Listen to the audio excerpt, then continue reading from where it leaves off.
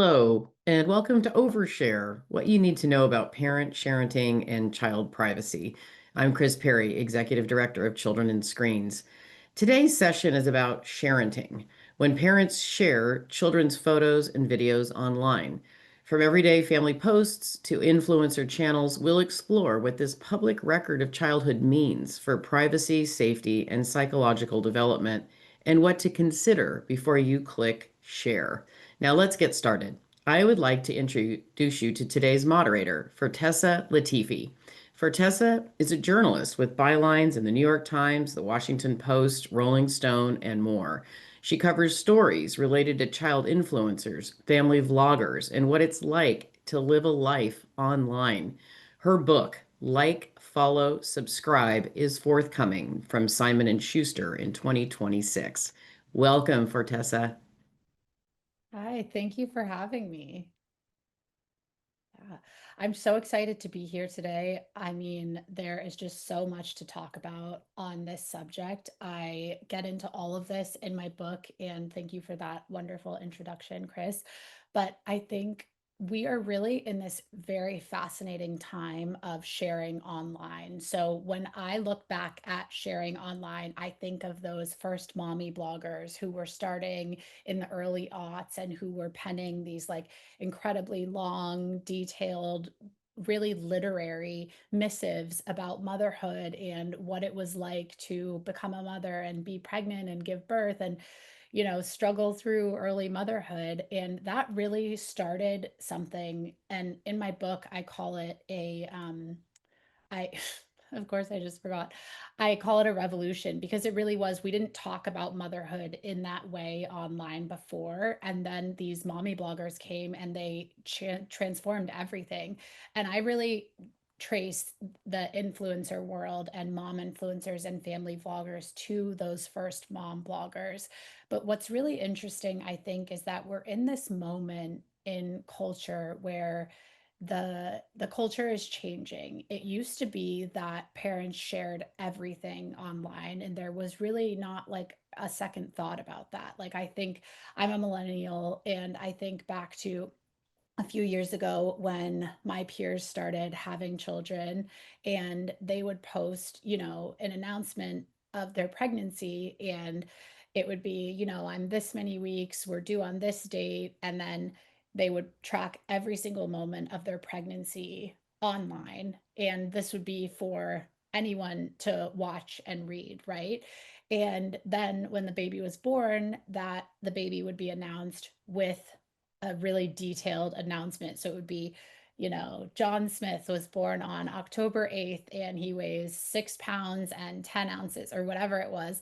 And every single month of that child's life, we would get updates on the child, right? Okay, this month they learned how to do this month they learned how to do this.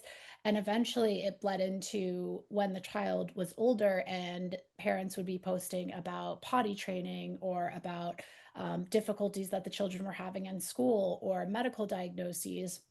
And what I find really interesting is that the culture is kind of coming back around. So I see it as a pendulum, right? And we swung really, really far in one direction where people were sharing everything about their children.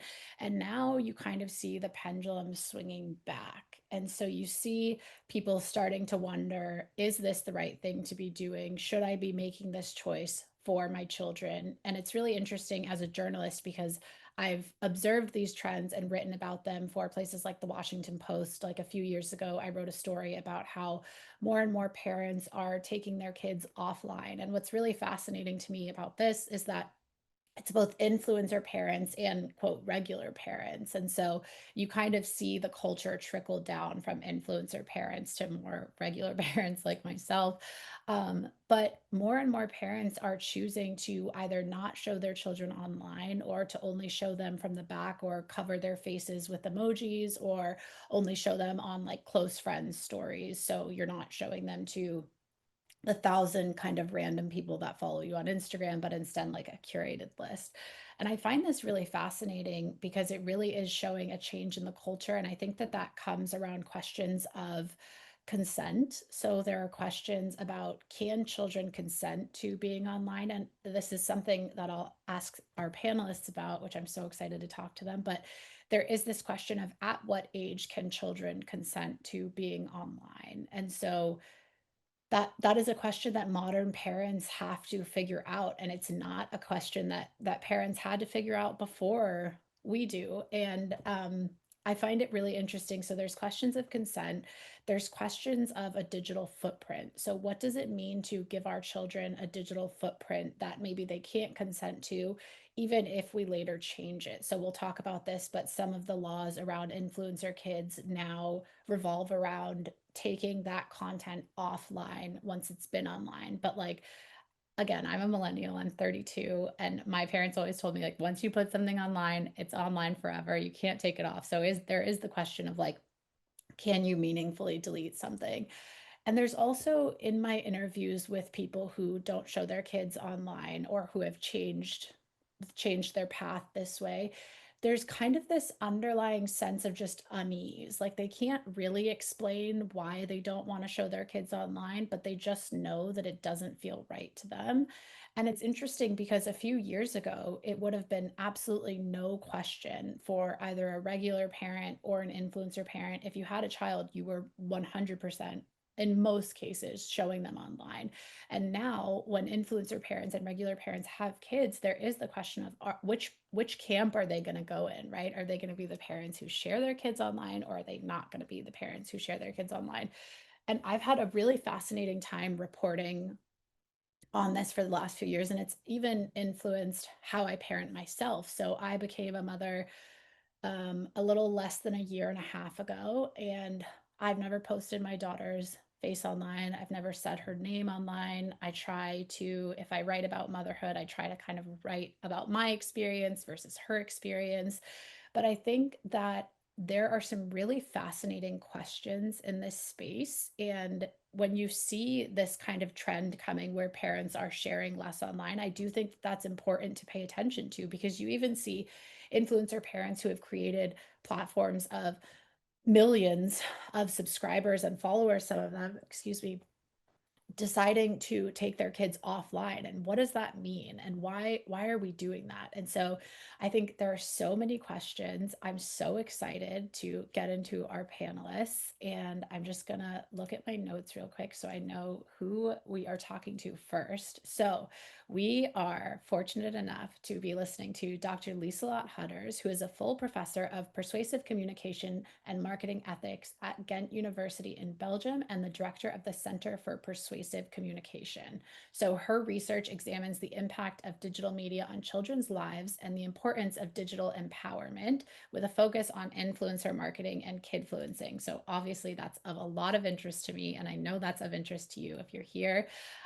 Dr. Hudders is extremely accomplished. She has earned several awards for her research and valorization initiatives, and she is a board member of the European Advertising Academy. So we are so excited and really lucky to be able to listen to her talk today. So I'm going to mute myself and go off camera, and I'll be back in a few minutes. So thank you for the introduction. Fortesa already gave an excellent introduction. I'm a bit older than she is. I'm 42 and I have 3 children. And of course, I showed them on my social media. We are parents, most of us here are parents, I believe. If you think back at the moment you first held your child, I'm sure the mix of emotions you felt then come back to your mind. Joy, love, but maybe also a bit of fear and a deep sense of responsibility. And from that moment on, everything shifts. Your routine shifts, your priorities changed, and the child becomes the center of the world. And for me, it was twins, so everything was really chaos for me. So the transformation didn't not only happen offline, but it also happens online. On social media, children become the stars of our feeds. We post their first steps, the birthday cakes, funny faces, but also the first day at school. Not just to remember, but also to share, because we care about our children and we are really proud of them and we want to share it with the others. So the posts that we are sharing with the children or with others are a way to build a digital photo album. So we build lasting memories with our children. We collect all these beautiful pictures, videos, and we can also share them with our friends and families, the important milestones of the child. And it even helps to shape our identity as a parent, because if the child is doing great, it also means that we are doing great as a parent. But in doing so, parenting becomes highly public and visible. Now, sharenting might feel as a new phenomenon, but it already exists for a long time. It has deep roots. For centuries. Families are documenting their lives, first through art, where idolized portraits captured family pride and values. And later, artists began portraying everyday scenes, so playful children, real moments in children's lives. And with the arrival of photography, capturing family life became much more accessible. And smartphones made it instant, with social media offering the opportunity to share this picture far beyond our inner circle. So what started as really private memory making with close friends, families, and within the family has now become a public performance. And that's where sharenting takes on new media, a new meaning. Because social media helps parents, it becomes a lifeline, because you have many struggles, many questions when you become a parent. And support groups, for instance, on Facebook, they can offer advice on sleep, eating, tantrums. So you don't have the feeling as a parent you struggle with all these problems alone. And sharenting isn't just about sharing cute pictures, it also includes the personal stories you experience with your child, about the health of your child, their emotions and development. And for some people, this sharing even grew into something bigger. They were able to build audiences, gain followers, and really start monetizing their family life. And that's influencer sharenting, where everyday moments become content and children become part of that brand. Now, this influencer sharenting can take many forms. So we distinguish three types. So you have the mom and dad influencers who are sharing their own parenting journey, blending advice, lifestyle, and personal stories. And then you have the family vloggers who are complete families who document their daily lives, from birthdays to bedtime routines. And then there are the kidfluencers with the children who are really the stars of the account, often also portraying their parents. And they are reviewing toys, doing challenges, mainly targeting other children with their content.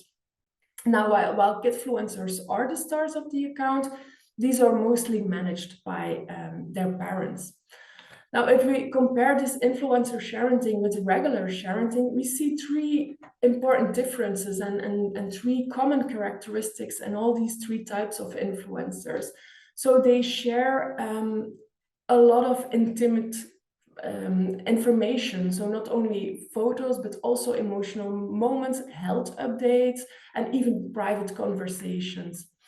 The second thing is that they are sharing this information not only with their friends and families, but with a very large and often unknown audience. They don't know who their followers are, especially not when they are really the big stars. And then the third thing is the monetization. So they are very popular, they have a large audience, and brands notice this. And they start to close deals with them. So advertisements, sponsorships, brand deals make it possible for parents to really earn money with their family life. Now, this offers a lot of opportunities, especially for mothers, because the work that they did in their family was often unpaid and invisible, and now they can gain money with it. But it also raises important questions about privacy, consent, and the long-term impact on children, what Fortesa also referred to already. Now, what are the numbers we're talking about? We did a survey a couple of years ago in Belgium and in the Netherlands, and 89 momfluencers participated in this study, and 83% of these momfluencers indicated that they featured their children in their posts on a weekly or daily basis. So they are talking about their parenting experiences, but they are also posting pictures, videos of their children to illustrate their parenting experiences. And this sponsored content is also very frequent. 46% indicated that they do commercial collaborations on a monthly basis, and 1 in 4 do so weekly. And a striking detail, children really spend a substantial amount of time on these sponsored posts. So they indicated on average that it takes 36 minutes per commercial post for a child. So sharenting isn't just casual sharing, taking pictures while you are in your living room while the child is playing, especially when it concerns sponsored posts. It also requires a bit of work from the children. And this has raised a lot of societal concerns, and therefore we did some expert interviews to see what are now the risks related to this influencer sharenting on the short term and on the long term. And the expert interviews revealed 4 main types of risks, and 3 of them are also present for regular sharenting, and the 4th one, the child labor, is more specifically for influencer sharenting. So when we look at the first one, so sharenting can hinder identity development because you as a parent create an identity of your child. Sometimes the child is not aware, has not much to say in this, but when the child grows up, it is confronted with a large amount of pictures, information, with a whole identity. And it is unclear how this can hinder their own identity development and how they can define themselves beyond that digital image that is created by their parents. Second, there is a concern about well-being, because the information you post online, especially if it's about the struggles your child has, difficulties eating, medical issues, this information can be used, for instance, by other children to bully them on the school playground or online, because people are very harsh online. So children can also read this content. It can also stress and embarrassment for them. And then the third thing is privacy violation, because you reveal and disclose a lot of private, intimate details of the child, exposing this information to a large audience. And for the child, it's not clear what others know from them. They can walk on the street and others might recognize them, know everything about them, while the child doesn't know that person. And that can feel very, that can be hard for the children. And then the 4th risk that was identified is commercial exploitation, child labor, because children have to work, especially if it's monetized content. Advertisers have now much higher standards than in the beginning of influencer marketing. Such a deal now comes with an extensive briefing. They want to approve the post. They often ask for a revision of the content if they don't think it's really in line with their brand values, for instance. So it requires work from the children. What happens with the money that is earned from this work? Because children cannot close commercial deals. It's the parent who signs the contract and who receives the money. So what happens there? Does the child have free time, or is it really hard work? And research by Clark and Jono Charles investigated the kidfluencer profiles specifically. They did a content analysis to see if it violates children's rights, and they identified violations on 5 different rights. So right to consent, right to privacy, freedom from economic exploitation, freedom from harm, and freedom of expression. Now, therefore, we wanted to raise awareness because we noticed that sharenting is really very normalized in our society and especially in our country. So we wanted to raise awareness about potential risks and to make sure that parents reflect before they put something online. So we made a short trailer. I will show it to you. I hope it works. Dag beste vogeltjes, hier spreekt Germaine _52. Het is weer tijd voor de wekelijkse recap van mijn zoon Dirk. Maandag was het badtijd. Wassen dat varkentje, lekker nieuwe productjes uittesten. En woensdag had hij een volledig bord spaghetti. Natuurlijk niet zonder te morsen, nee, de kleine smospot. Tje van Dirk? Oei. Oepsie. Vind jij het raar wat mijn ma doet? Ze is nogthans niet de enige. Heel wat ouders posten foto's van hun kinderen op social media. Dringend tijd om hierover na te denken. Surf naar magditonline.be. So what can you do? How can you make sure that you protect the child's privacy? The interviews and the discussions with influencers revealed a few strategies. And these can be put into two different strands. So on the one hand, a parent can take protective measures to protect the child's privacy. So really by reflecting when you want to post something, so ask yourself, would I show this picture or this video to a stranger on the street? What would be potential long-term consequences? What if my child comes in secondary school and the picture is circulating there? Can it be used by other children to bully my child? And it's important to be very transparent and careful with what you share. On the other hand, it's also important to really actively involve your child. So that's the second range of strategies. So you can discuss your sharenting practices with the children, ask for their permission, because even young children can already express how they feel, what they think about the picture. And it's important as a parent to help your children be more critical about media, so build media literacy. And these discussions can also help building this media literacy. It's important to notice, even if a young child is okay with a particular picture, that this can change over time, because children's privacy awareness changes over time. So if they are okay with the picture when they are 6 years old, this can change when they are 12 years old. So it's important to browse through your profile at regular times together with the child to ask if they are okay with the pictures, and delete some if children feel embarrassed or not okay. Like Fortesa already told, it's not easy to delete these things, because once online, it stays online, especially as an influencer, everything is already shared by the followers, so it's very difficult to remove. So therefore, reflection is very important.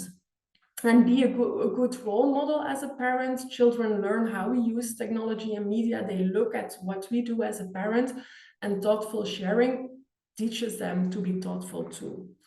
Here you can see a few examples, especially related to protecting the privacy of the children while still showing the child on your social media. So you can use some tactics to hide the child's identity by covering the face, using emojis, for instance. This is also a practice that is now often used by influencers. Now, to conclude my presentation, I also want to emphasize that the sharenting debate often blames parents and ignores the bigger picture. And my colleagues did some research, and they identified 5 issues in how we talk nowadays about sharenting, because we overemphasize parental responsibility, and it seems like parents are responsible to manage all risks, but platforms, for instance, also have a huge responsibility and can develop mechanisms to better safeguard children's rights. Second, privacy is often treated as the only concern, but sharenting also has a positive aspect. You can build close connection with your child, show that you are really proud of them. So it also has emotional and relational value, which should not be ignored. And then in the debate, there is often a focus on visual content, but sensitive details can be much more harmful. For instance, all this sharing of medical information.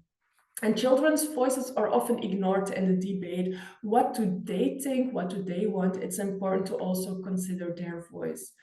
And to close, it's not an individual issue, privacy. It's really a collective responsibility involving not only parents, children, but also platforms, advertisers, regulators, and society as a whole. So we do not want to point fingers, but let's support parents in making mindful choices and work together to create a safer, more respectful digital space for children. So this was my short presentation. Thank you. Thank you. That was so informative. And I wonder, Dr. Hudders, what you think of those practical strategies for reducing risk when sharing. So facing the child away from the camera, covering their face with emojis, are those meaningful strategies, or what do you make of those? Well, mostly it's only one piece of the puzzle, but if you take all those pictures together, I don't think it's a very effective strategy because you still reveal a lot of details of your child. And I don't think the focus should be on the visual aspects because the textual information, the information you reveal from your child, for instance, with regards to the medical information, can be much more harmful. So I would really be also very mindful about all this kind of information that is being shared. For instance, also the habits of children might indicate where they do the hobbies, and that can also be used to locate them. So I think these visual strategies alone are certainly not sufficient. Yeah. Well, thank you so much. And for more on this from Dr. Hudders and other experts, I encourage everyone to check out Sharenting Practices, Consequences, and Protective Measures. It is an incredible book. And we will be moving on to our next speaker. So let me just, okay. Yes. All right. So next we have Ryan Allen, who is a licensed child therapist and author specializing in early childhood mental health. He is based in Atlanta and has dedicated his practice to helping young children and families navigate developmental and mental health challenges. Ryan is the author of Friends Are Not for Biting and Brothers Are Not for Hitting, two very good lessons, and reaches thousands of parents through his preschool therapy platform, where he provides evidence-based guidance on child development, family wellness, and mental health. So I am so thrilled to pass the mic to Ryan, and I'll be back soon. Thanks so much. Hello, everybody. As I do this, thank you so much for the introduction. I get to talk about this from this perspective of a mental health therapist, but also as someone who makes content and has made content both critiquing people who are sharing this stuff about their kids, but also having made deals with people who want me to talk about products and wrestling with how do I do that and protect my children's privacy. So let's see here. I'm going to probably change a little bit of the conversation a little bit, but we're still going to be talking a lot about Sharenting here. And there'll probably be a lot of overlap with Dr. Hudders because all of her content was amazing. Okay, so the first thing that I would probably do here, if I get this thing to switch my screen here, there we go, is what I would love to do is have you just invite you to use your imagination for a minute, because I think there are like 144 people here. And being that I am on TikTok and I have about 967,000 followers, imagine for a moment if we were in a room and I turned around and I said, okay, we have to do the obligatory picture and I'm going to get everybody to smile. Doesn't matter how you're looking, I just need you to, how you're feeling, just get over here, take that picture so we can get that on my account so that all of my followers can see what we did here. And I want you to picture what that might feel like. The interruption, I'm not ready for this, I don't really feel like it. And it's almost like the icebreakers that many of us hate to do. So if I had it where we had our cameras, I would have had you run through that, but I just need you to imagine it. All right. So when we talk about Sharenting, and a lot of what Dr. Hutter said is we think about a lot of the parent influencer, right? But by now, many of us have heard of the risks, of giving access to child predators, giving ammunition to cyber bullies, and then the newest threat, which is the AI manipulation, where one picture could become hundreds of new and different pictures that never existed. And then I think we know a lot of the broader themes too, just as was just talked about around identity and privacy and self-image. But I want to shift the conversation a little bit to something that's a little less discussed and not focusing necessarily on the posting it, but I want to focus on the capturing of it. The moment before the picture is actually taken. And I want to talk about what happens behind the lens. So it's the interruption of a moment. And this creates this pressure to perform. There's a staging of joy and all packaged for an invisible audience. So we see here his kid is, having a good moment with the drums, and then they're not so much. Now, sometimes the audience is thousands of followers or millions. Sometimes it's a tightly curated circle if you kind of create those frames around who can see your content. And sometimes it's no audience at all. It's just your own personal photo for your own memory or just albums that you have. But there is a real psychological effect on children and us as parents. And I want to start with an example. I'm sorry, I talk a little bit fast because I always overplan content and then I know I have so limited time here. So I want you to imagine that you're at the zoo and you're there with your 4-year-old and you're seeing all the animals, you're smelling all those wonderfully disgusting smells, and you're eating the overpriced, very unhealthy food. And then you get to the enclosure. And now I'm originally from Cincinnati, so for us, it's about Fiona. If you don't know, she is a hippo. I mean, she's not just a hippo, she is like the hippo. And in this moment, it's less crowded than usual, and your kid is kind of pressed up against the glass, amazed by this hippopotamus. And Fiona loves to do photo bombs. So she's getting ready to do one of her signature photo bombs. And you're so excited. So you pull out your phone. You're like, turn around, hurry, hurry, hurry, smile, give me that smile. And all that pressure kind of goes on to the kids.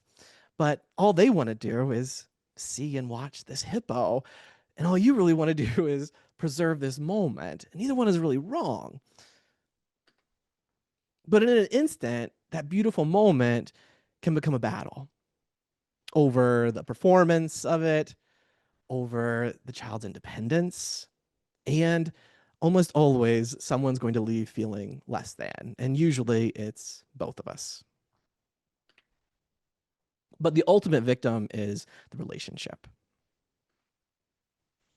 So let's talk a little bit about what's happening here. Starting with the parents. There is performance anxiety because in our culture, documentation has become the evidence that we're doing it right. And kind of that mentality of, if I don't capture it, does it really happen? And then there's also that feedback loop where the likes and the comments can become validation for my parenting choices and my parenting value. And we often trade that current joy for that possibility of like future nostalgia. And then those power struggles that can come up. And now the kids, they can start to learn how to just to produce emotions rather than feel and express them naturally. So smiles and excitement and affection and even grief has sometimes been used to make content. I've made a lot of content on people who use pranks and like throwing the cheese on your baby's face and stuff like that, just to get the emotions out of kids, or the ones where they pretend to bang their head on a wall, like they smack it with their hand, the wall, to make it sound like a hit, and then they act like the kids should be crying to make them cry to get all of that content. So their emotions start to become the thing that we use to make the content. And I mean, emotions are exhausting, and having to start performing them can be also exhausting.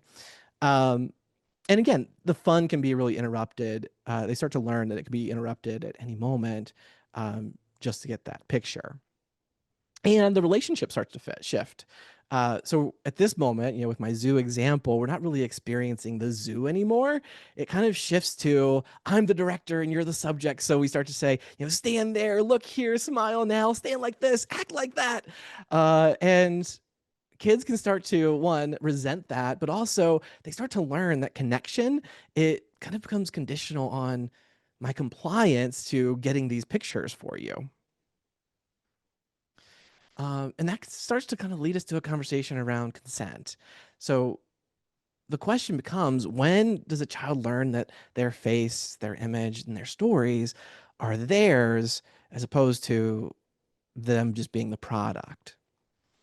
And if we document without permission, or we are documenting over their protests, or creating shame around it, then it can really start to make kids have struggles around consent and bodily autonomy.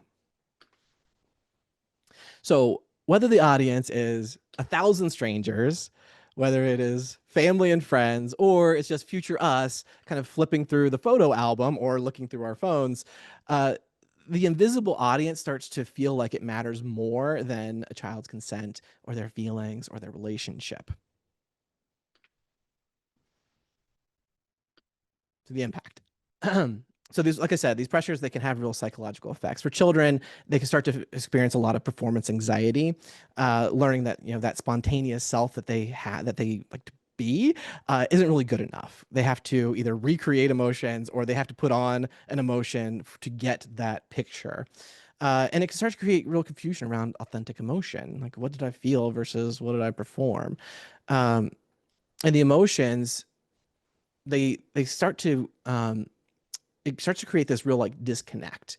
And the best example that I can have, because what I really want to talk about is attunement, is when we start focusing so much on the picture and the memory instead of being in that moment.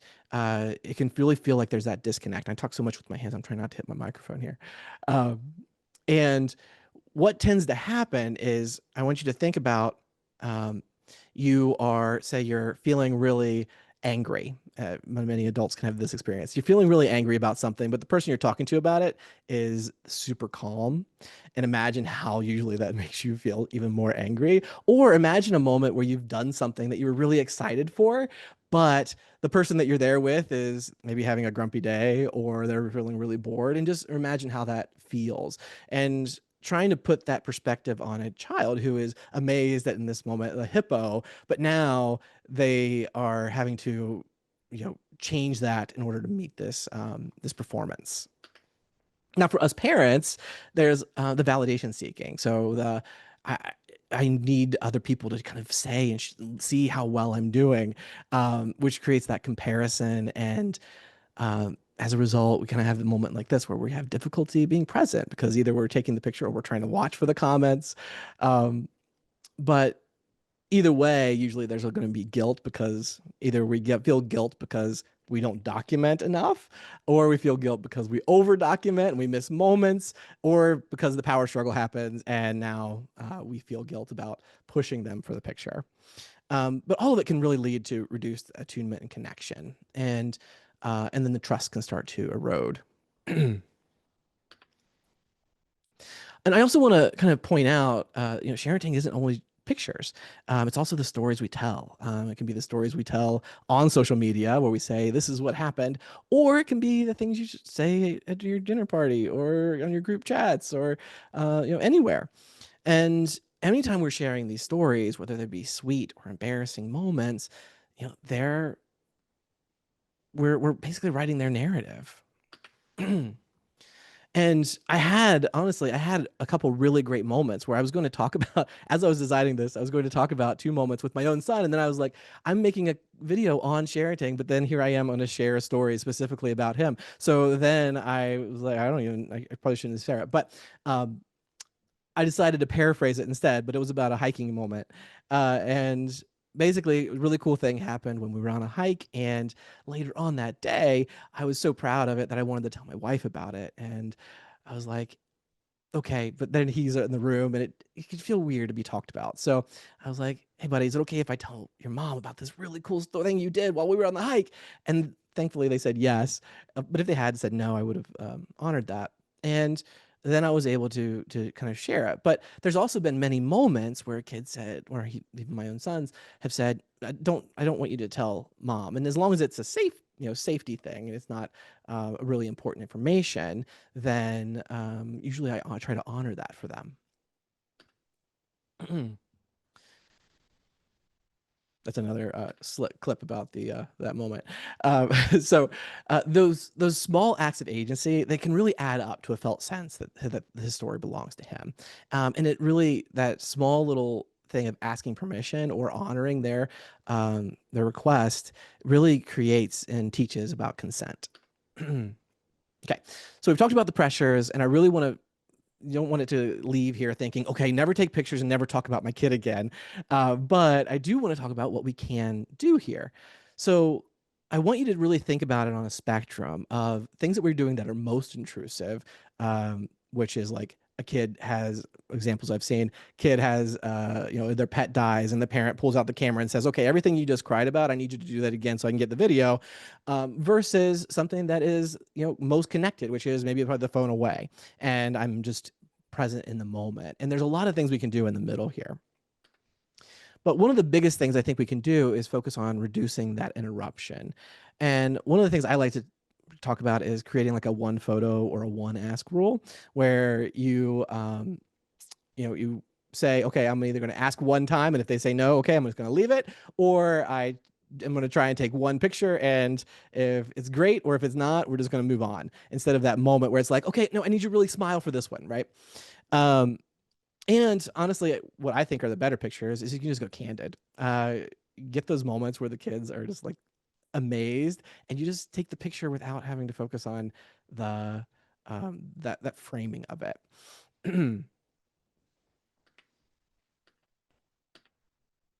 You can also work on transforming the dynamic of it. So making the pictures a relationship moment, taking a selfie as you both roar at the lions, or you both make a hippo face or something like that. Because now you've turned it into play, and play is honestly one of the pillars to children's mental health. And also sometimes give your kids the camera, let them take pictures of you. I'm trying to be aware of time here. Try and create boundaries and bring your kids into those boundaries. So if you are a big picture taker, it might be that you're going to the zoo and you're like, okay, all right, buddy, how many pictures do I get? Because, I like to take the pictures. How many do I get? And they might say, okay, 5. And I'll say, okay, fair, 5. I'll get 5 pictures. And then you just honor that. In order to try and avoid that feedback loop of likes and comments, and which can really snowball into getting more and more kind of exploitive content, delaying your posting or turning off likes to try and get rid of that dopamine spike that gets you to post more.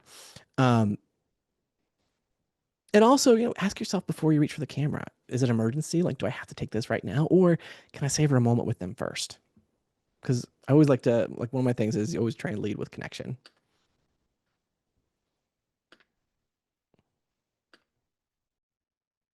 And now the reason of this picture is I want you to take, honor yourself, protect yourself, because you're not going to get it perfect. It's okay to reach for the phone sometimes. It's okay to misread a moment and need to repair. What matters is that we notice and that we learn. And that's why that feedback loop is so important, because what tends to happen, and what I've seen a lot of influencers, I think, what the trap they fall into is they get that share, they share the picture, and then they get all those likes and those comments. So again, like they throw a piece of cheese on their baby's face, and then everybody's like commenting on it, and they're like, whoa, my TikTok is blowing up. So then that feels really good. And when things start to feel good, our brain starts to justify it so that we can get that good feeling again. And it starts to find reasons that it's not as bad as what it is. So it can really start to pull us into making more and more exploitive content, which is where there's a lot of content creators out there that have made a following just on pranking their kids. So what I want you to leave you with as I start to wind down here is, one interruption at the zoo is not going to scar anybody. An occasional picture, power struggle isn't going to destroy your relationship. These micro moments themselves aren't really the danger, but they can compound. And that pattern is what can really start to impact children's and our own mental health. But I also want you to remember that micro repairs, they compound too. So, the most important thing I want you to think about is connection, attunement, and play, because these are the most important things for human mental health, let alone children. And those are the things that last. So, long after the photo is forgotten, long after the likes stop, what remains is us in that relationship. So every time we choose connection over content, we invest in that, and we're investing in our children's mental health. So back to that 4-year-old at the hippo window. What if instead of pulling out that camera and taking that picture, if instead we stood beside them and we wondered with them too, and just enjoyed that moment, and let that moment be what it is, without needing it to be content and not proof, and just connection. Thank you, Ryan. That was so informative. And we are a little bit over on time, so we will just follow up with you in the general Q&A.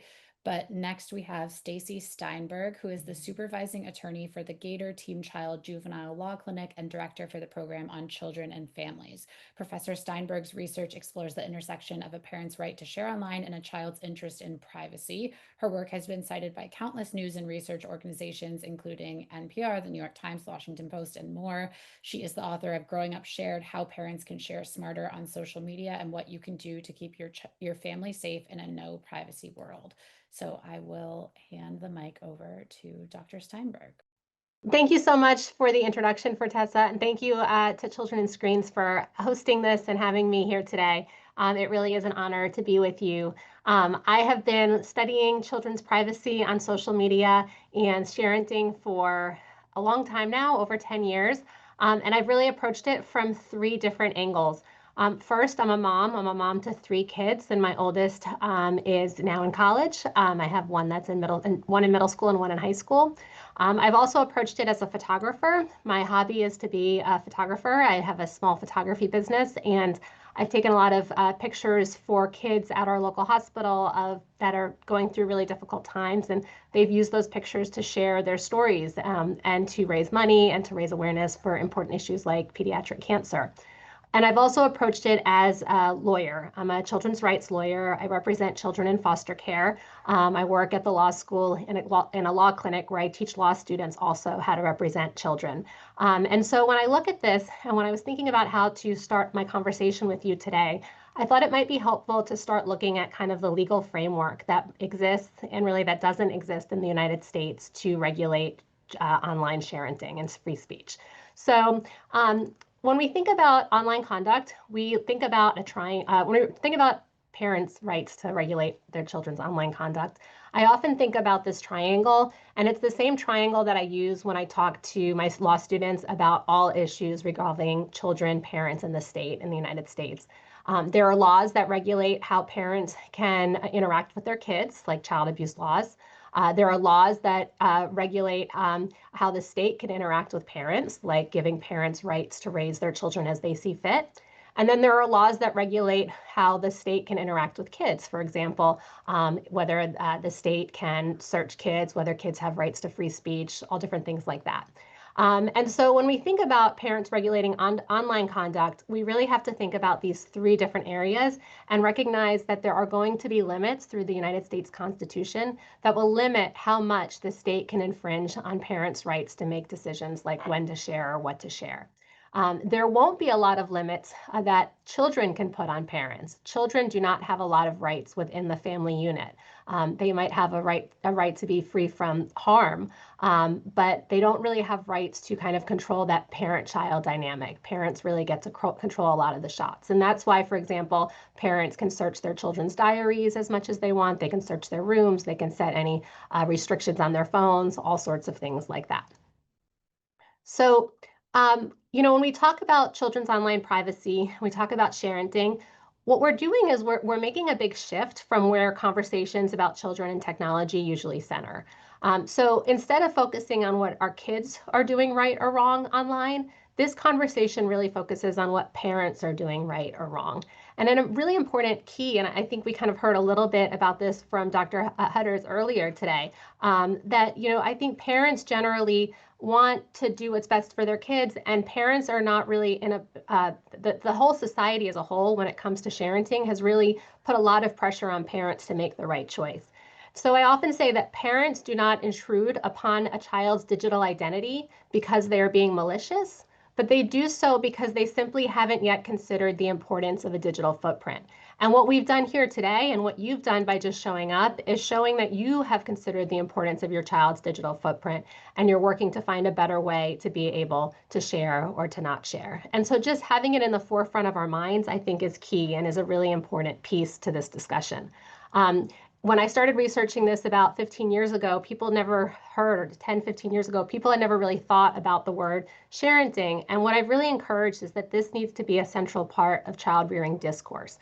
This needs to be a chapter in the What to Expect When You're Expecting book. And just like we talk about how we're going to feed our kids or how we might put our kids to sleep, this is something that I think can become really central to what we talk about with our partners and with our friends and our pediatricians as we get into parenting. I wanted to focus on the policy pieces a little bit more because I know that hasn't been covered quite as much today. And so this, I think, is a really important thing to keep in mind as to why the state isn't generally, or the laws aren't usually trying to impose on stopping parents from sharing. What we say kind of in lawyer speak is that courts are reluctant to restrain parental speech.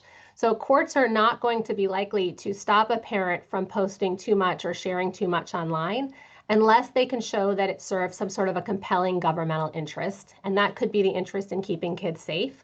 It has to be shown that that would be necessary to serve that interest of keeping the child safe. And it also has to be precisely tailored to serve it and the least restrictive way to do so. So that's a pretty high burden when we're talking about parents posting online, even when they're posting more than what most people on this call might consider appropriate. And what we know is that courts in the United States usually are going to defer to parents. What we can think about a lot, though, is what is going to happen as kids come of age with a digital footprint that was not of their own making. We might be asking ourselves, can kids sue when a parent overshares? And then, of course, what about family YouTube channels and children of celebrities, which has certainly become a much more hot topic issue the last couple years than it was when I first started to look at this topic. So I want to give a quick summary of some points that I think were covered really well by the other presenters, but just because I agree with them and I talk about them a lot, I thought that I'd put them into kind of my words. I'll go through these next 5 slides pretty quickly. Number one is I really think it's important to give our kids veto power. My reason why I think it's so important to give kids veto power, and that's the veto power over what we might be posting, is because when our kids become social media users themselves, they are going to be the ones deciding whether to post pictures of us, of their peers, of other people. And we really want them to have learned that it's important that they give other people permission to say no before they post pictures as well. When we talk about consent, we think that we know that this is an important topic to talk about with our young people. Consent also refers to how we talk about people online. And I think that it can be really helpful to model good consent by asking our kids and valuing their consent before we post about them. Number two, I like to say, don't mistake highlight reels for real memories. I think that Ryan did a nice job of talking about staying in the moment. I often say stay in the moment, not in the news feed. This was a picture of my daughter at Disney World the first time that she went. It didn't look like this from her eyes. I want her to remember what it looked like as a young person, not the way that it looked curated and edited on my social media feed. Number three is we need to push for more research to understand the risks of oversharing. There are definitely risks, and unfortunately, there are not a lot of studies that really can demonstrate that risk and really give us kind of quantifiable data about how often, say, for example, pictures are being stolen or used, or digital or fake identities are being made.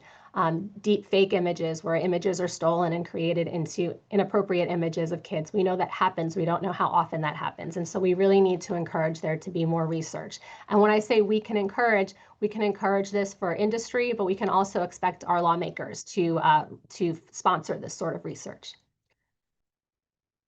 Next, I really think it's important that we think about what kind of legal remedies could be available to kids. When kids are young, parents have a really strong desire to share, and I call that their expressive interest and their desire to be able to speak freely. But as kids get older, it's important to recognize that parent's interest in expressing themselves has to be minimized and made way for the child's competing privacy interest. And you'll see on my screen, there's a phrase called the right to be forgotten. This is an idea that comes from Europe, and it's the idea that once information is no longer relevant to a person's reputation or to their name, that person has a right to have that information kind of deleted from the public sphere or deleted from the public memory. And so when we talk about policies that can help kids when parents do share, is we might want to think about, would the right to be forgotten be a good law to have in the United States, where as kids got older and that parent's expressive interest is minimized and the child's privacy interest gets bigger, should the child have the right to have information that had been posted during their youth taken off of the internet? We have strong First Amendment free speech protections, and so it might be unlikely to see that come to fruition here in the United States. But we have started to see some baby steps be taken in this, and you can see in some context of like inappropriate consensual adult images that have been posted, but that perhaps were not given to be posted online, that we see that people have a right to have those sorts of images, inappropriate images, taken offline. And then I always say that it's really critical to see the good. I've done a lot of pictures for children that have been sick and that have struggled, and those pictures have been shared. And of course, there are competing interests with the child's interest in the privacy of the pictures, but there's certainly good that also comes from those pictures being shared and from the family being able to raise awareness and build community and trust. I personally decided to share about my son. He had been experiencing anti-Semitism in school a few years ago, and he went to the school board to speak out about what had happened. He actually came to watch me speak out about what had happened, but in the days before we got to the school board meeting, a friend had started a petition asking the school board to take anti-Semitism more seriously, and it got a significant amount of signatures. And when we got to the school board that night, my son said that, I wasn't thinking about sharing, but I see how many people can support me, and I think that now I'm ready to speak.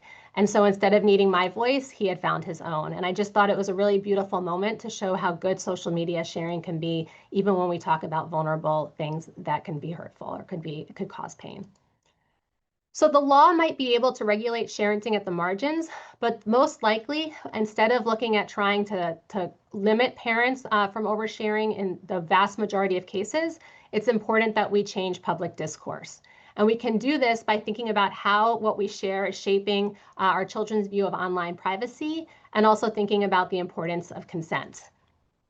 When sharenting goes too far, and we've seen a lot of this in the last few years, situations like parents who have abused their kids to try to have their kids on screen more, like the Ruby Frankie abuse case in Utah, children of influencers who are growing up and saying that they regret what had been shared, even moms and dads who are sharing pictures of their kids that might be being saved by people who are using them from inappropriate purposes.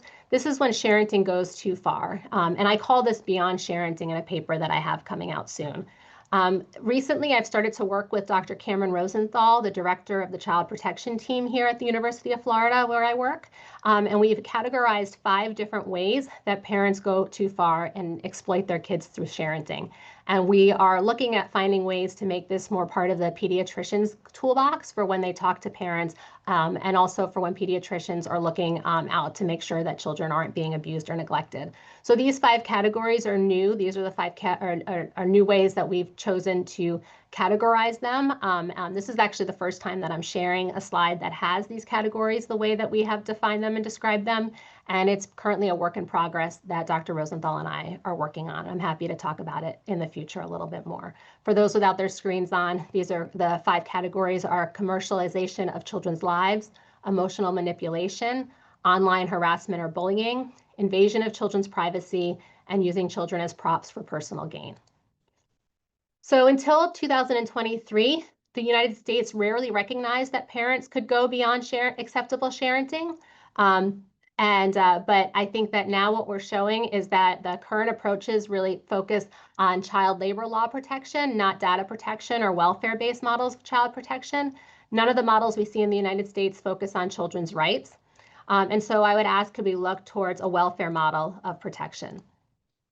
My Beyond Sharenting proposal is in an article that's forthcoming in the Southern California Law Review, and it proposes a new framework for regulating parental conduct that's grounded in family preservation, uniform standards, training child welfare officials, and updating our child welfare laws.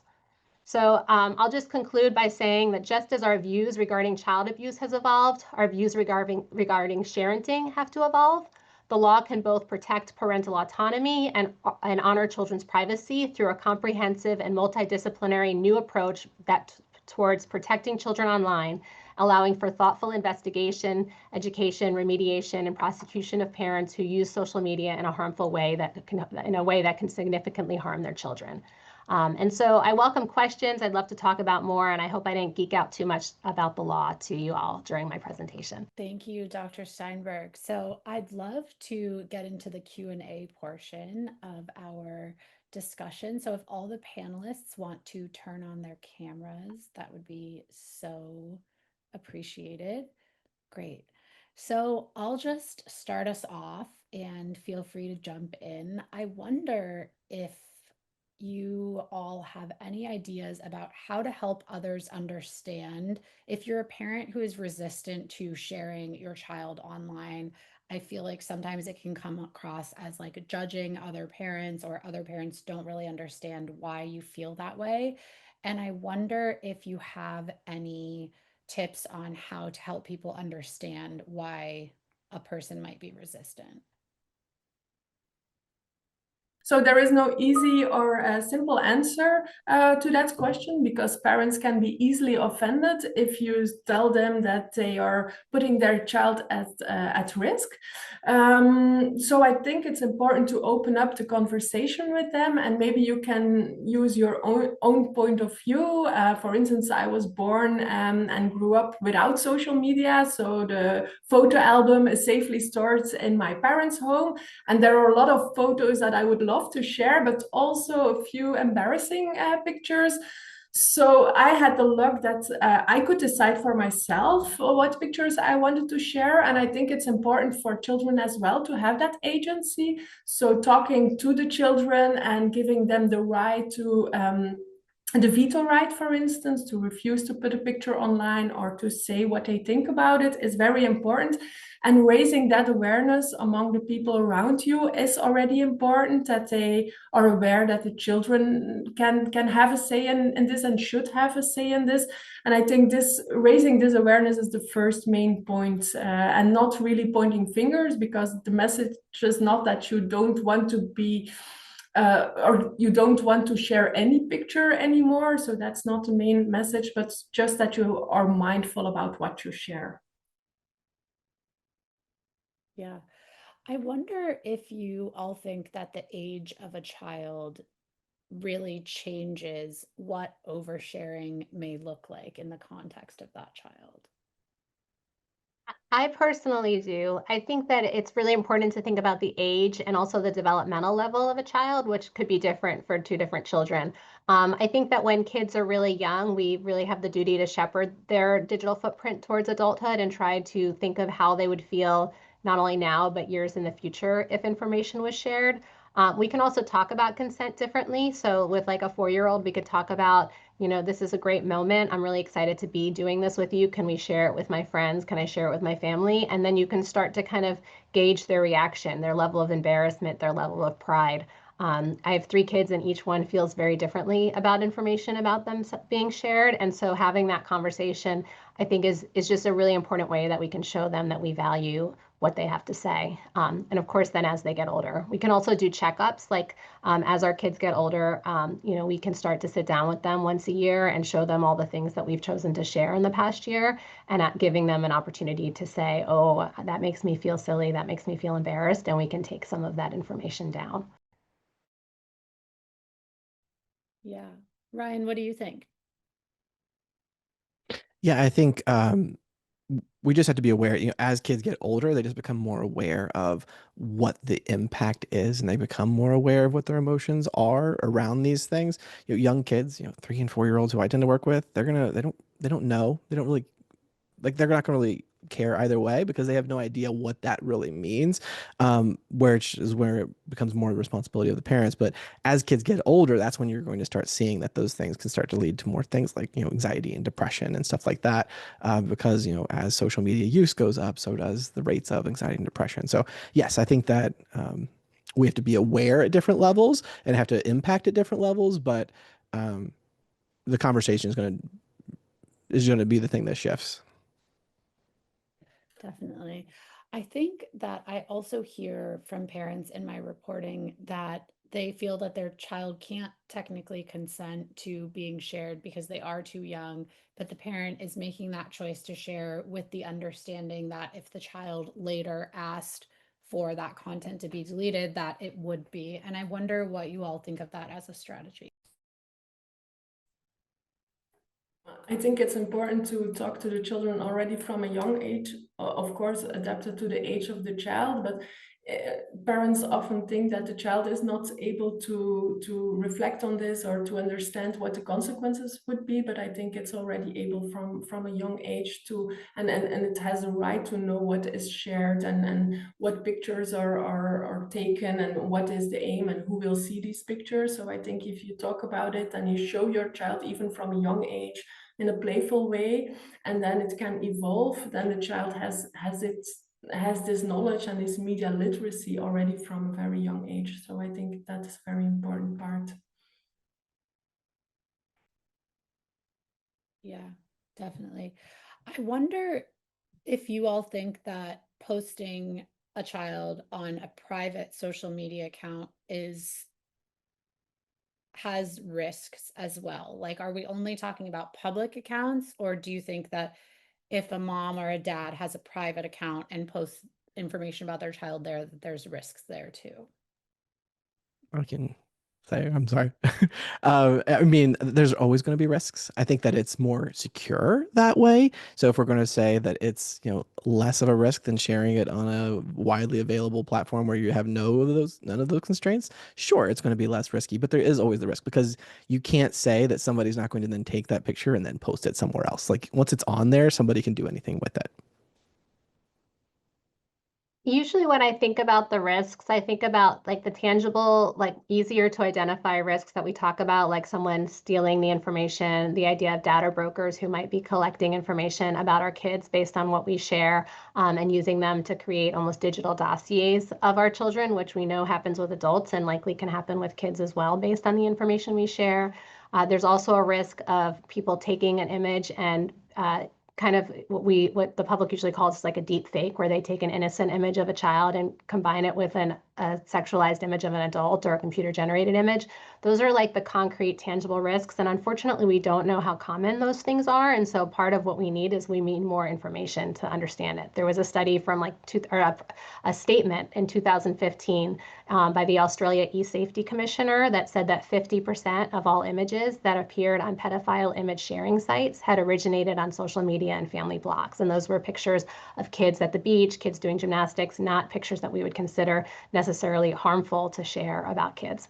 But what I try to focus on, at least with myself, with my friends, with kind of my internal gauge with when to share and not to share. Of course, those risks always have to be in my mind, but I think a lot about the softer, more intangible, but very real risks of my children not feeling like I value what they have to say, like me not paying attention to them and instead focus on my phone, which I do far too often. And I think I say it's hard. Our kids are the first generation to grow up shares. We're the first generation trying to raise kids alongside social media. So, I think that it is hard to always know how to make those decisions, but those are real risks. And I think those happen every single time we pick up our phone to share instead of staying in the moment that we're in. And so I think if we think about it as those two categories and maybe are guided a little bit more by the second one, but just in the back of our mind, knowing that the first category also is out there as well. I also think about, like, obviously every child is different and they are comfortable with different things, but I wonder if you all have ever talked to or heard about a child feeling sad as they get older and realize that their parents weren't sharing about them. Because I wonder, like, there really is kind of, like you were saying, like, that's the public way that we parent and show pride in each other. Like, I remember when my little sister graduated college, my mom was like, I feel like I have to make a Facebook post about it. And we like don't even really go on Facebook anymore, but it like there felt like there was that pressure. So I wonder what you all think about that, if that's a possibility or you've heard about. I definitely had in some of my early work, one of my mentors actually pointed that out, that, that there are kids who, if parents don't share at all and they feel that, they want these accomplishments shared. There was also a really great point in the questions that somebody had asked about with this as well, that it can go both ways. Kids could feel a pressure. You could be upset, especially if they shared about one child and not the other, or maybe if they didn't share at all, but the other parents in their community did share. I think it for me, it's okay that they feel sad about it. And I think that it just creates an opening where you can have a conversation and you can talk about what are you sad about? Can we talk about, like, are you sad because it's not out there and you feel like I haven't bragged about you enough? So now we can start to have a conversation around social media literacy, and are they feeling that pressure that they should be out there because maybe they see their friends, parents posting about them? But I don't think that necessarily because they're sad means that we should then be posting more. I just think that means that we can have now a reasonable conversation with them and have a discussion on, why I maybe didn't do that and all of that. I also think that there's a difficulty in this world where sharing is just so like second nature that if you're a parent who doesn't share your kid online, it can sometimes be difficult to keep others from doing that. And I wonder if you all have any strategies or thoughts on how to navigate that.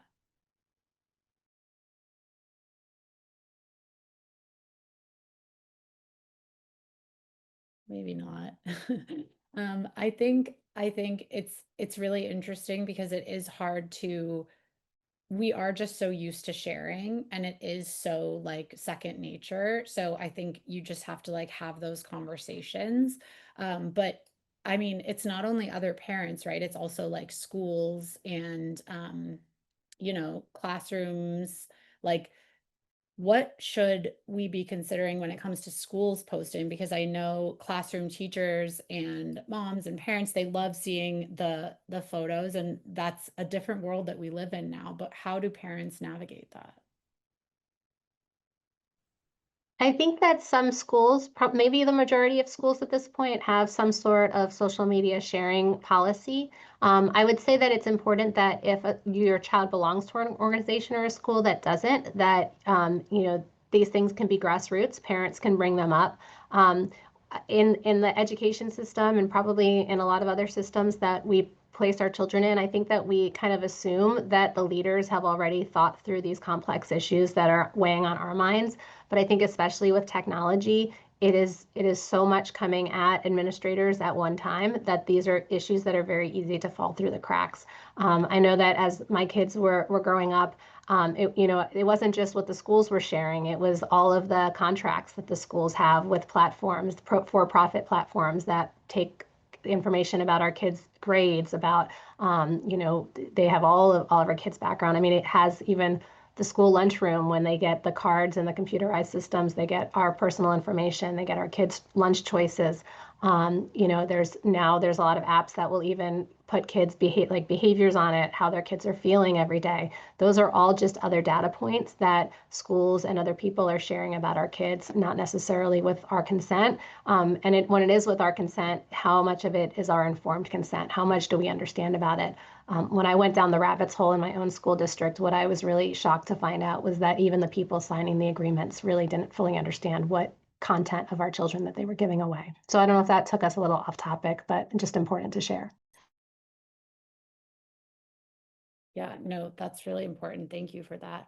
I wonder if you all have any tips for young people on how to set boundaries around sharing with extended family, because I know that we all kind of have different ideas about what is acceptable to share. And I think it is difficult because I know that like grandparents or aunts or uncles feel that they want to be able to share things about the loved ones in their lives, but how can we kind of empower kids?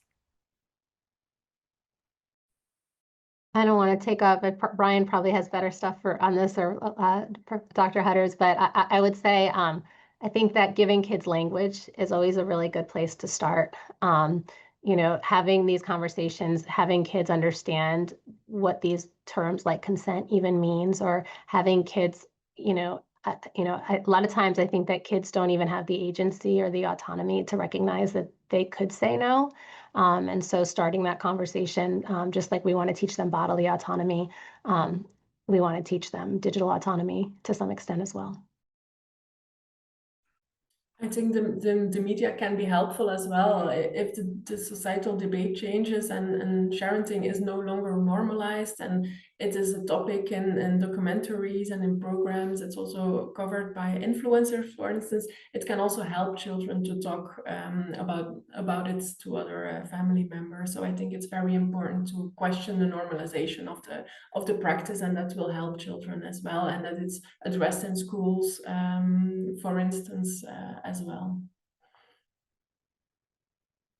Yeah, I think all of the stuff is connected. So, if you're working with your 2-year-old and you start playing games with them and you teach them that when they say they don't want to be tickled, or whenever you're tickling them and maybe they seem like they're sad or mad or something like that, that you start to teach them those words then, and you start to just recognize it and be their mouthpiece. So if you're playing with them and they seem like they get upset about it, you say, "Oh, were you feeling mad about that?" And they say, "Yeah." And you say, "Okay, say, I don't like that." Right? That way we can have those conversations early, build that foundation that then can be built upon when we need to have conversations around social media. And that is also where you kind of have to come in and be protective for your kids too, because if you see a grandparent who maybe is a different way of thinking about this stuff, that they are, doing this and they just think that it's how they play because maybe teasing is their language, and you see your kid not like it, then stepping in to again give those words to them, teach them how to say no,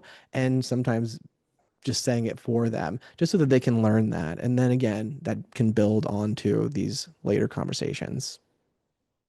Definitely.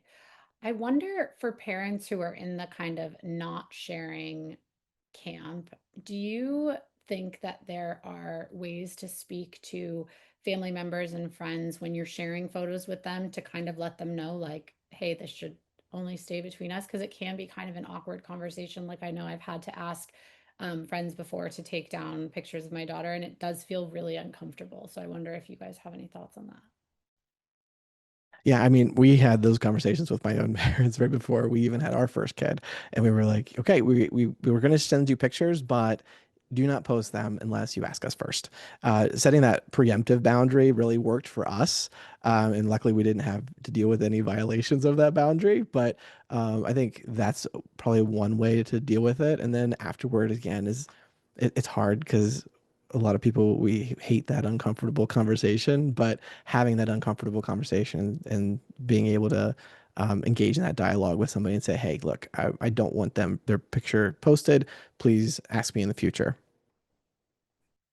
Yeah, and I think it's important to explain why you made that choice, but because you want to give the child the agency to decide for themselves if they want to be portrayed on social media. So I think this is an important argument as well. Is there a way to kind of protect pictures so that people can't download or copy them? Or is it just kind of like, if you're posting, you have to be okay with the level of risk? I really think you have to be okay with the level of risk. I mean, I'm sure that I'm not on Snapchat. I can't tell you exactly how that works, but I know there are some things when you take a picture of it will let the person know. But there are always ways that people get around things. You can always take one device and take a picture of what was on another device. I really think it's probably best, if it's not something you're comfortable sharing broadly, just don't share it. And I know that sounds kind of cruel sometimes because we want to think we can trust certain audiences, but the life of a digital footprint can be really long. Our relationships can change. I think also there is a history of things like, there was a time where Facebook had a glitch, and anything that was posted for the close friends audience, for example, went public for a little while. Once it goes, are there other sites on the line that can take advantage of anything public and save it, even if it gets deleted later? I think that when I talk about Sharenting, I often say that it's not the questions I know to ask that worry me or keep me up at night. It's the questions I don't even know about yet. I think that facial recognition technology, science, AI, it's all moving really, really quickly. And so I think that sometimes it's the ideas or the concerns that we won't even know to be concerned about at this time that worries me with what we share now. And once we post it, even if we delete it, is it really deleted forever? And I don't feel like, with my background, I know enough to be able to say yes. Yeah, definitely. I wonder, this is an interesting question that was submitted. The person says, I have a child who is now in their teens, and I have to admit that I did share every moment of her growing up on my private social media accounts. And I know it's too late to do anything about what I posted in the past, but what can I do moving forward?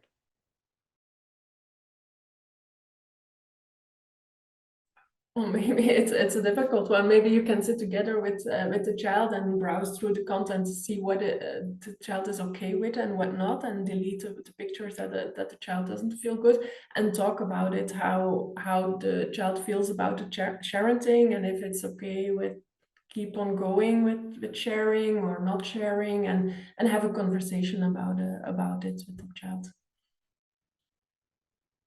Exactly, and you get a model why you're even having those doubts yourself. So I think it's great that you're asking that question, whoever asked that, because you're starting to wrestle with these ideas yourself, and you're starting to think about this and feeling, maybe some concern or guilt or whatever you're experiencing, and that's all okay.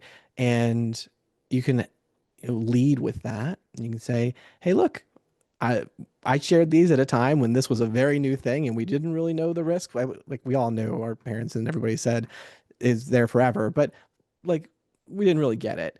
And now I'm learning about this and I'm realizing, wow, I shared a lot. Like look through this. And I'm feeling worried that I shared too much and I want to know what your thoughts are on that." So again, just having that conversation. Yeah.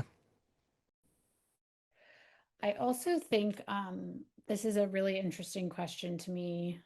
Sorry, I just lost it. Okay. I see the potential for social media to shape social and cultural norms in my community and to share my culture with others. How can I share my culture and traditions without feeling guilty as a parent? That's a really good question. And I want to just add that I am not of the mind that every single thing that parents share online about their kids is wrong. I don't think that. I think it varies from parent to parent, from child to child. Like Dr. Steinberg said, each of her 3 children feel differently about being shared online. And so I don't want the takeaway for people to be, I can never ever share anything about my kids ever. I don't think that's the takeaway personally, but I'm definitely open to other perspectives. So I'm curious what you guys think about that.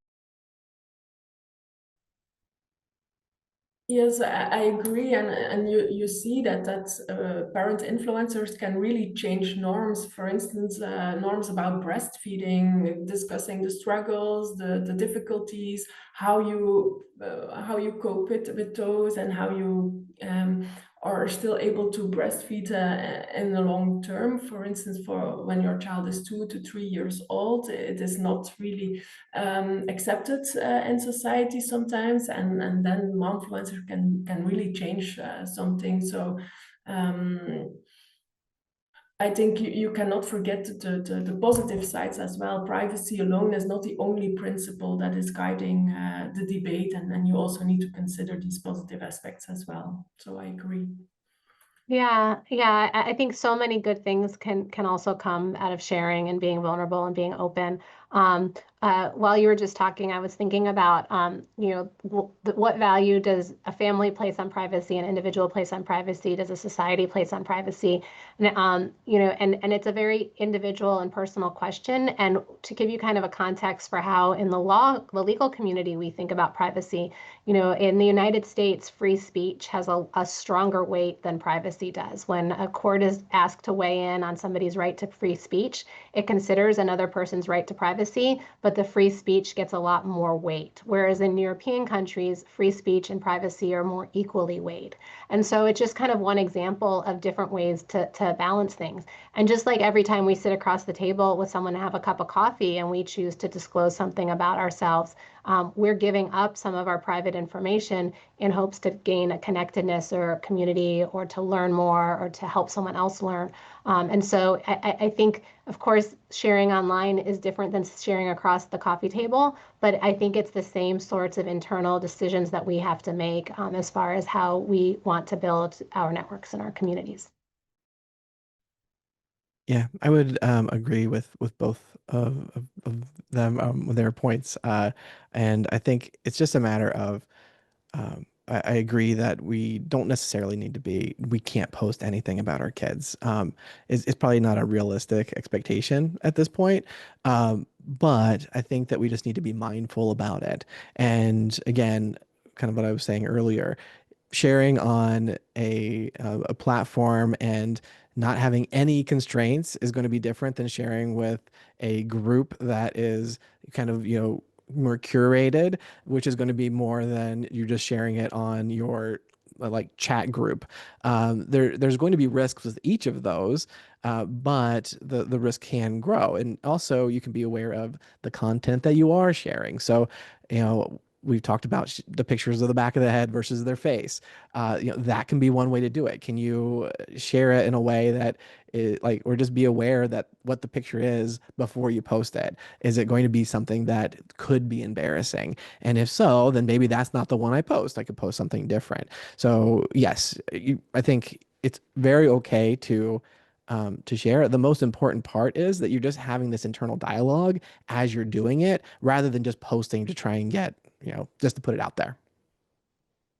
Absolutely. Well, thank you all so much. I want to just turn it over back to Kris Perry. And yeah, thank you. Hey, a sincere thank you to Fortesa, the entire panel, and to all of you for your thoughtful questions. If you found today's webinar insightful, help us keep the conversation going. Your donation supports future Ask the Experts webinars. Just scan the QR code on the screen or visit childrenandscreens.org to give. Thank you.